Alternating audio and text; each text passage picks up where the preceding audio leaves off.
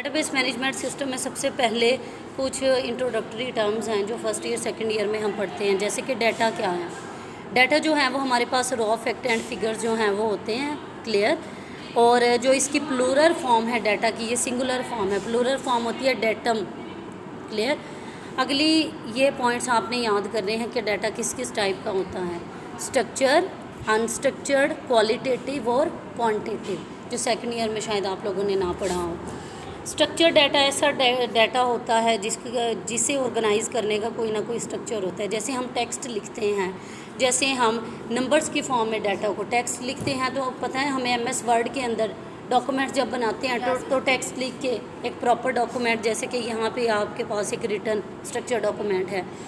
लेकिन unstructured data वो होता है जो ऑडियो, वीडियो, मल्टीमीडिया या ग्राफिक्स फॉर्म में होता है।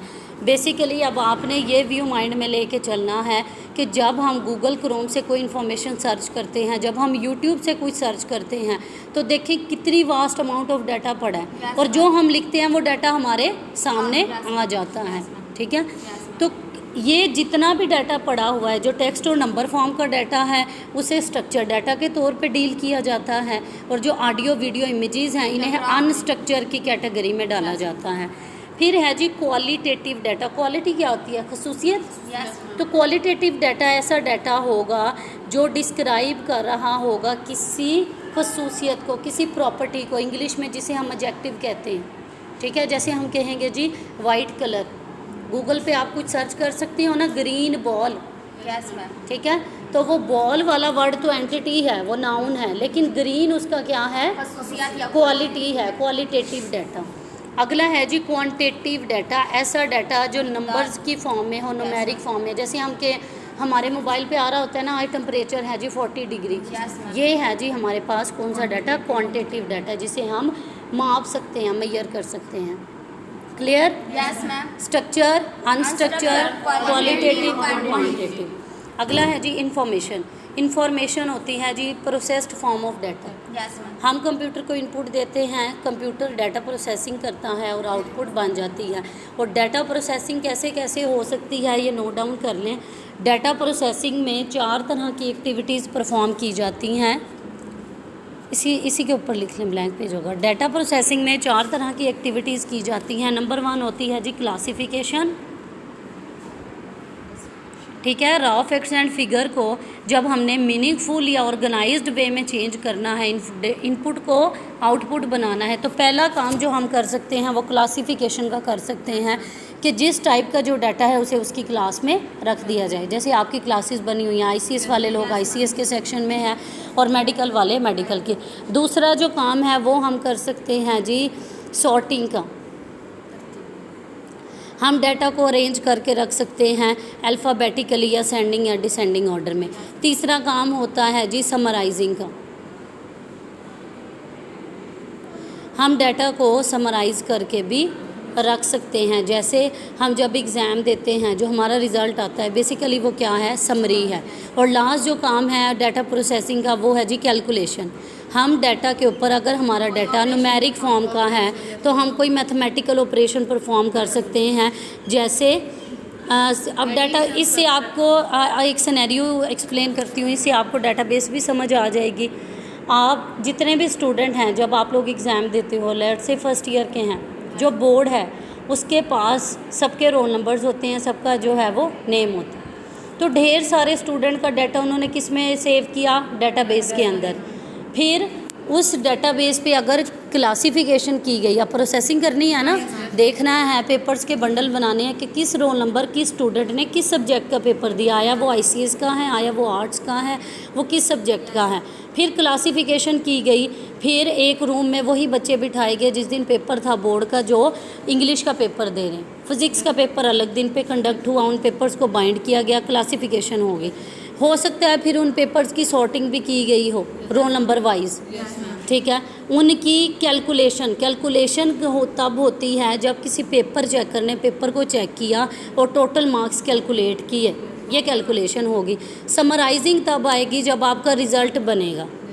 आपका नेम, आपका रोल नंबर, आपके कॉलेज का नेम, उसके नीचे आपके 5 to 6 सब्जेक्ट्स और उनके मार्क्स, और फिर आपका एक स्टेटस कि आप पास हैं, फेल्ड हैं, आपका ए ग्रेड है, ए प्लस ग्रेड है। ये डेटाबेसिस में एक्चुअल काम हो रहा है। ये मैंने एक छोटा सा सिनेरियो दिया है। अगर हम हॉस्पिटल मैनेजमेंट सिस्टम की बात करें तो उसमें तमाम पेशेंट्स, तमाम डॉक्टर्स के अपॉइंटमेंट में है। अगर मैं बैंक सिस्टम के डेटाबेस की बात करूं, एक बैंक है, उसमें जितने लोगों का अकाउंट है, और अगर मेरा अकाउंट है तो मेरे अकाउंट में कितना बैलेंस है, मैंने कोई लोन तो नहीं लिया हुआ, मैं किस तरह की ट्रांजैक्शन करती हूँ, ये डेटाबेसिस का काम है, डाटा को स्टोर करवा के रखना। और छोटे लेवल पे जो डेटाबेस यूज़ होती है वो होती है जी MS एक्सेस। माइक्रोसॉफ्ट ऑफिस का जब हम सॉफ्टवेयर इंस्टॉल करते हैं, जैसे MS वर्ड होता है, MS एक्सेल होता है, MS पावर पॉइंट, इसी तरह MS एक्सेस, ACCESS एक्सेस, इसमें हम डेटाबेसिस बनाते हैं और डाटा को स्टोर करवा के रखते हैं। सेकेंड ईयर की बुक में आपने पढ़ा होगा कि जब हम डेटाबेसिस को बनाते हैं तो डेटाबेसिस के 3 तरह के मॉडल होते हैं, या हायरार्किकल, या नेटवर्क, या रिलेशनल। और most commonly use database model है रिलेशनल मॉडल। रिलेशन कहते हैं एक टेबल को जिसमें रोज़ और कॉलम फॉर्म में डाटा रखवाते हैं। तो MS एक्सेस का अगर ऐप भी आप अपने मोबाइल में इंस्टॉल करते हो, जो आपने करना भी है डेटाबेस के प्रैक्टिकल के लिए, तो वहाँ पे जो है आप लोग देखोगे कि सबसे पहले ऑप्शन आता है कि आप एक न्यू डेटाबेस क्रिएट कर लें। उसके बाद आप उसमें एक टेबल क्रिएट कराते हो और उस टेबल के अंदर फील्ड्स होती हैं और रिकॉर्ड होते हैं। फील्ड होते हैं कॉलम और रिकॉर्ड होती हैं रोज़, ठीक है, और कॉलम और रिकॉर्ड मिलके एक टेबल बनाते हैं। और फिर आपने सेकंड ईयर में जो चीज़ें प्रॉपर्टीज़ पढ़ी हैं कि टेबल पे एक प्राइमरी की सेट हो सकती है, कंपोजिट की, वो सारी डिस्कशन हमने इसमें करनी है स्टार्टिंग के चैप्टर्स में, ठीक है। नेक्स्ट न्यू डिस्कशन जो आपके लिए है वो ये है कि डाटा प्रोसेसिंग जो है वो किन किन तरीक़ों से की जा सकती है। 3 वेज़ हैं डाटा को प्रोसेस करने के। ये जो भी एक्टिविटीज़ हमने करनी है इनपुट को आउटपुट बनाने के लिए, पहला तरीका ये है कि आप मैनुअली करें। आप क्या करें? मैनुअली करें। Data processing without any machine और टूल्स, जिससे काम स्लो होगा और एरर्स आने के चांसेस भी ज़्यादा होंगे, ठीक है। ह्यूमन है ना, एरर आ सकता है, जो हो सकता है जो टोटल मार्क्स जिसने कैलकुलेट किया उसने कम कर दिया, लेकिन वही अगर हम कैलकुलेटर से कर रहे होंगे तो वो काम ठीक हो जाएगा। दूसरा ऑप्शन है डाटा प्रोसेसिंग का कि मैकेनिकल तरीके से करें। अब इसमें कुछ मशीन्स इन्वॉल्व होगी कुछ मशीनरी। अगर आप टाइप राइटर्स की मदद से या किसी मैकेनिकल टूल की मदद से डाटा प्रोसेसिंग करते हो, इसे कहते हैं जी मैकेनिकल डाटा प्रोसेसिंग, जो फास्टर होगी, ठीक है, और एक्यूरेट होगी, ठीक है। अगली है जी computerise data processing. Computerise data processing वो डाटा प्रोसेसिंग है जो हम MS एक्सेस में करेंगे। हम क्या करेंगे जी, MS एक्सेस को अपने कंप्यूटर पे चलाएंगे और डाटाबेसिस जो हैं वो बनाएंगे। क्लियर? ये फास्ट भी है और एक्यूरेट भी है। क्लियर? डाटा प्रोसेसिंग क्या है? इनपुट को आउटपुट में कन्वर्ट करना, या मैनुअल वे से, या मैकेनिकल वे से, या कंप्यूटराइज वे से, ठीक है। नेक्स्ट, जैसे हमने सेकेंड ईयर में पढ़ा था कि पहले फाइल प्रोसेसिंग सिस्टम होता था, उसके बाद डाटाबेस सिस्टम आया। वही डिस्कशन यहाँ पे है कि सबसे पहले डाटा को स्टोर करने के लिए जो ओल्डेस्ट सिस्टम था रिकॉर्ड्स को रखने का, वो किस फॉर्म में था, या फाइल्स की फॉर्म में या बुक की फॉर्म में। सेकेंड ईयर में हम बुक का वर्ड नहीं पढ़ते, फाइल या बुक की फॉर्म में जो है वो डाटा को स्टोर करवा के रखते थे। जिससे क्या होता था, एक तो ये मेथड स्लो था, एक ये मेथड कॉस्टली था, क्योंकि हार्ड इसमें वो इन्वॉल्व हो रही है, फाइल्स इन्वॉल्व हो रही है, फाइल्स को ख़रीदना, उन्हें मेंटेन करके रखना। जो मेंटेन करके रखेगा वो एक पर्सन भी हायर करना पड़ेगा। रिक्वायर, और ये किस लिए रिक्वायर कॉस्टली क्यों था? एक तो हमें पेपर चाहिए और एक हमें पीपल चाहिए जो उन पेपर्स के ऊपर वर्क करेंगे। फिर फिज़िकल लार्ज स्पेस चाहिए। जैसे आपने कोई सरकारी अकाउंट ऑफिस देखा हो, वहाँ पे लोहे की पुरानी सी अलमारियाँ और उनमें फ़ाइलें भरी पड़ी होती हैं, ठीक है। तो हमें फ़िज़िकल लार्ज स्पेस भी चाहिए उस डाटा को, उन फाइल्स को रखने के लिए। और अगर खुदा ना ख्वास्ता वहाँ पे कोई नुकसान हो जाता है, कोई इलेक्ट्रिक शॉर्ट की वजह से आग लग जाती है, तो वो सारे का सारा डाटा हमारा लॉस्ट हो जाएगा, ठीक है। ये किस में होता था जी? हमारे पास फाइल बेस्ड सिस्टम में, मैनुअल में। इससे इसी चीज़ से इंस्पायर हो के इस चीज़ के जितने नुकसानात थे उससे वजूद में आया जी फ़ाइल प्रोसेसिंग सिस्टम के फ़ाइलों को हाँ अलमारियों में ना रखवाओ, फिज़िकल स्टोरेज लोकेशन पे ना रखवाया जाए, फ़ाइल्स को रखवाया जाए कंप्यूटर्स के अंदर। और अब ये किन कंप्यूटर्स की बात है, जो ओल्ड कंप्यूटर्स आए थे उनकी बात है, क्योंकि वो कंप्यूटर्स ही इतने जो हैं वो फास्टर नहीं थे, जो उनमें ऑपरेटिंग सिस्टम चलता था वही इतना फास्टर नहीं था। हमने बैच ऑपरेटिंग सिस्टम जैसे ऑपरेटिंग सिस्टम में पढ़ा। तो फिर फाइल प्रोसेसिंग सिस्टम के फ़ायदे तो थे लेकिन कुछ नुकसानात भी थे। अब यहाँ पे वो डिस्कशन आती है कि फ़ाइल प्रोसेसिंग सिस्टम में जो फ़ाइलें हैं वो हम कंप्यूटर के ऊपर स्टोर करते थे और सॉफ्टवेयर या प्रोग्राम की मदद से उन फ़ाइलों के ऊपर काम करते थे।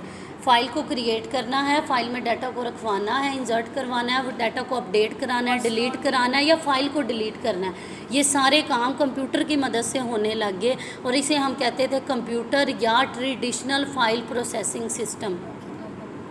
ठीक है, प्रॉब्लम्स क्या थी? पहली प्रॉब्लम जो इसमें थी वो थी जी डुप्लीकेशन ऑफ डाटा, रिडंडेंसी। आपको याद होगा फाइल प्रोसेसिंग सिस्टम में बेसिकली काम ऐसे था, अगर मैं कॉलेज के ही एग्जांपल लूँ, स्टूडेंट की एक फ़ाइल जिसमें उसका नेम है, रोल नंबर है, उसका एड्रेस है, वो क्लर्क ऑफिस में पड़ा हो और एक लाइब्रेरी में पड़ा हो। दो अलग अलग जगहों पे दो कंप्यूटर है, कंप्यूटर यूज़ हो रहा है, लेकिन वो कंप्यूटर इंटरनेट की मदद से आपस में कनेक्टेड नहीं है।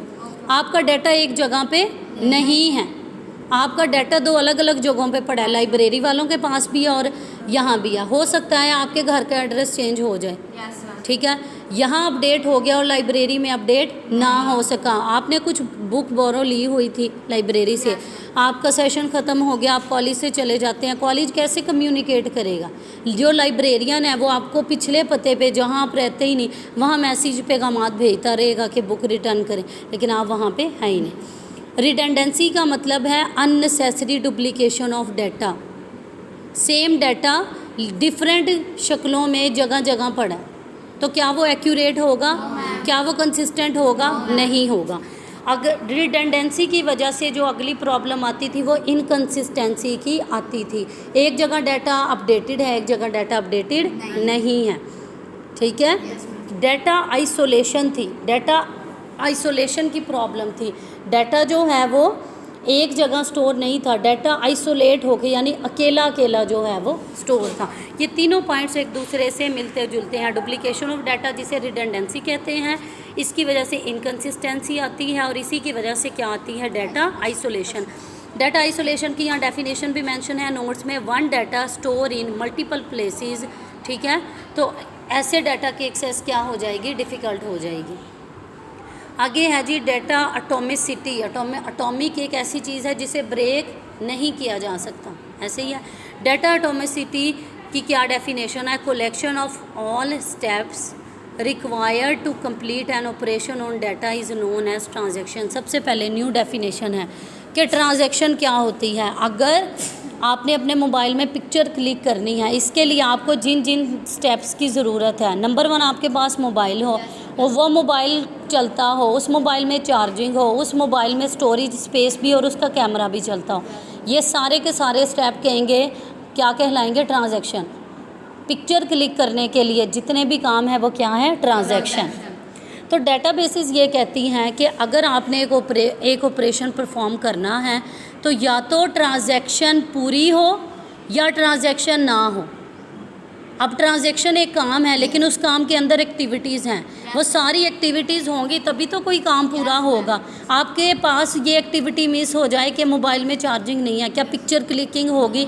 नहीं होगी। तो डाटा एटॉमिसिटी ये कहती है either one transaction take place as a whole, एक ट्रांजैक्शन पूरी तरह चले, उसके अंदर 10 स्टेप भी हैं तो वो 10 के 10 चलें, और it should not take place at all, या वो बिल्कुल ना चले या चले तो पूरी तरह चले, ठीक है। लेकिन ऐसा नहीं होता था, फाइल प्रोसेसिंग सिस्टम में ऐसा नहीं होता था, वहाँ एटॉमिसिटी नहीं थी।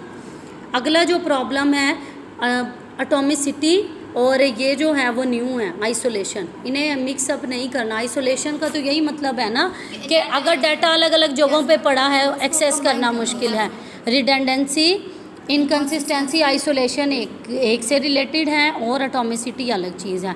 अगली है जी प्रोग्राम डाटा डिपेंडेंसी, बहुत पुराना कॉन्सेप्ट। अगर आपने सॉफ्टवेयर चेंज कर लिया तो कहते थे डाटा भी चेंज करो, अगर डाटा चेंज कर लिया तो सॉफ्टवेयर भी।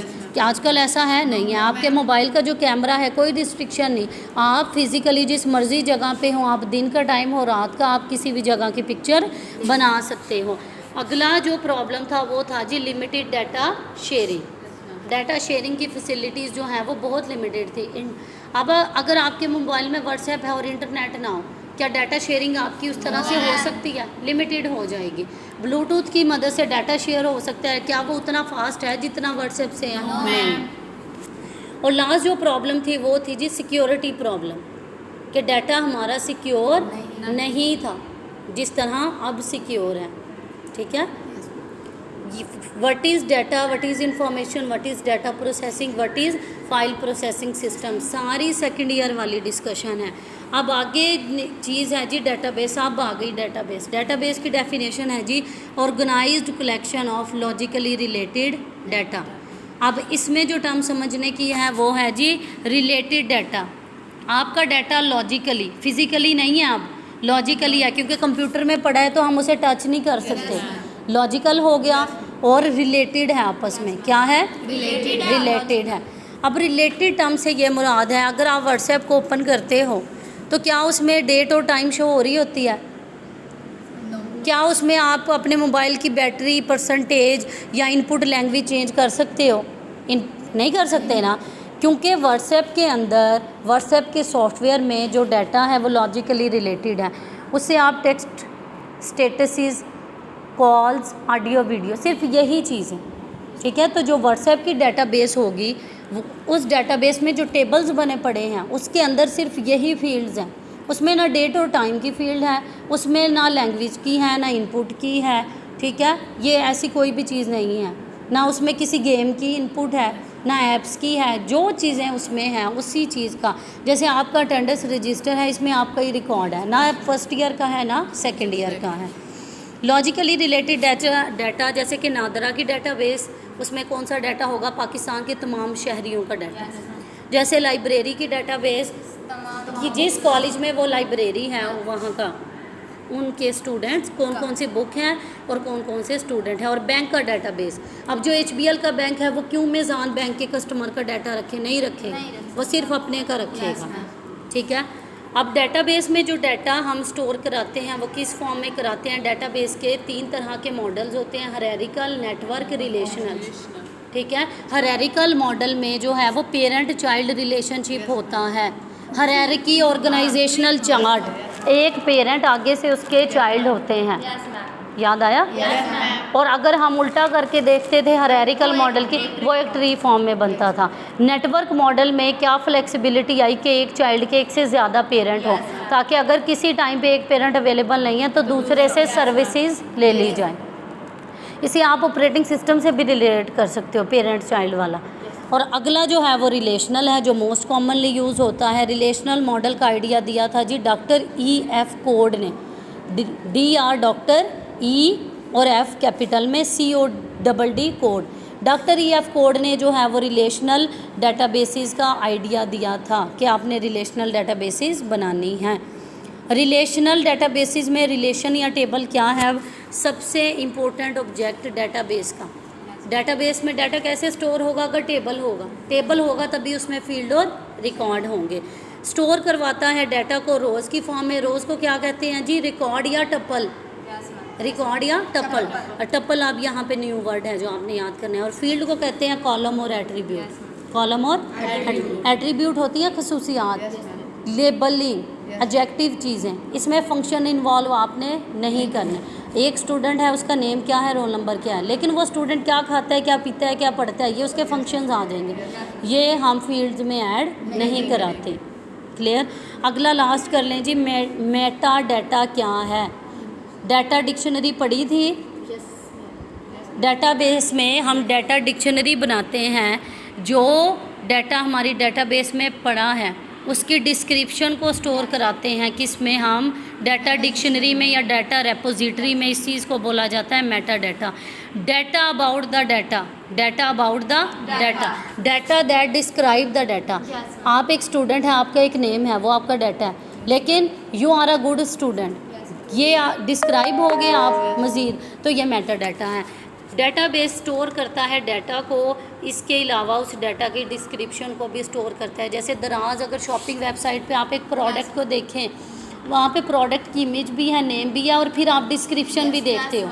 आप यूट्यूब चैनल पे कोई वीडियो खोलते हो तो डिस्क्रिप्शन भी होती है वहाँ पे, ठीक है। तो वीडियो वो डाटा है, वो कंटेंट है एक्चुअल, और डिस्क्रिप्शन जो है उस डाटा को डिस्क्राइब कर रहा है कि क्या है। मेटा डाटा क्या है? Data about the data. इसे डाटा डिक्शनरी भी बोला जाता है, डाटा रेपोजिटरी भी बोला जाता है, डाटा कैटालॉग भी बोला जाता है। ये देखिए, जैसे यहाँ पे एग्जांपल दी गई है कि अगर आपकी डाटाबेस में रोल नंबर या स्टूडेंट नेम की फील्ड है, रोल नंबर इंटीजर टाइप का होता है, स्टूडेंट नेम टेक्स्ट टाइप का होता है, फादर नेम भी टेक्स्ट टाइप का। डिस्क्रिप्शन इस तरह स्टोर होती है कि रोल नंबर में क्या स्टोर होगा, नेम में क्या स्टोर होगा और इसमें क्या स्टोर होगा। अब डाटाबेस डिक्शनरी का फ़ायदा क्या है या मेटा डाटा का फ़ायदा क्या है? मेटा डाटा हेल्प करता है डाटाबेस के डिज़ाइनर को और यूज़र को, जिससे वो डाटाबेस में स्टोर डाटा को समझ सकते हैं, ठीक है।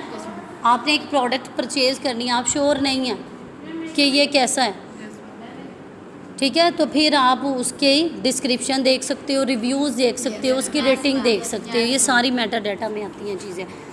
फिर जो आपकी ये जो मेटा डाटा है ये सेव किया जाता है डाटाबेस डिक्शनरी के अंदर।